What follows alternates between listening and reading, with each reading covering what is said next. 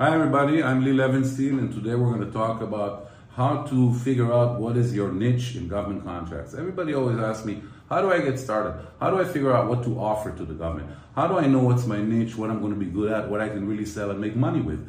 Well, the answer is very simple. You shouldn't have a niche in the beginning, because if you're just starting out, you're not really sure what it is that you're doing. You're not really sure where you can make money. You're not really sure what type of contractor can you be. Should you sell aviation parts only? Should you sell automotive parts, commercial, industrial parts?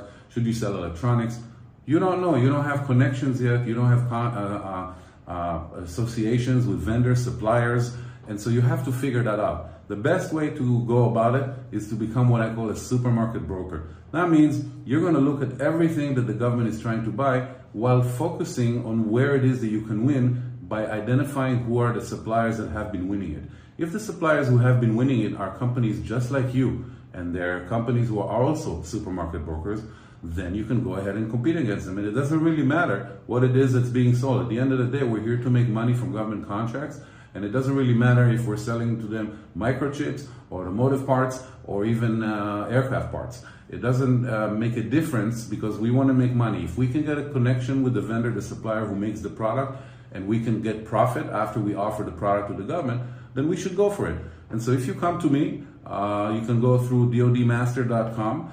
That's my website. I can teach you and show you how to become a supermarket broker. I can assist you with identifying and teaching you how to identify those situations where you can compete, irrelevant of the product line. And what's going to happen along the way is, as you start working with the government and as you start selling to the government, you will develop your niche as time progresses, because you will figure out who are the vendors and suppliers that you can work with, who gives you good terms, who gives you good prices, and slowly but surely that niche will develop, because you'll figure out that, hey, in this specific industry, I'm starting to have a reputation. I'm buying from a company, I can use them as a reference, they're in a specific industry, and that will create that niche. If that industry is that automotive industry or that electronics industry, then that will become your niche as time goes by, because you'll be able to go to other vendors who are in the same industry and say, hey, I already have a relationship with that manufacturer, that vendor, and you know who they are in your field. Why don't you make me also an association? Why don't we have a strategic alliance?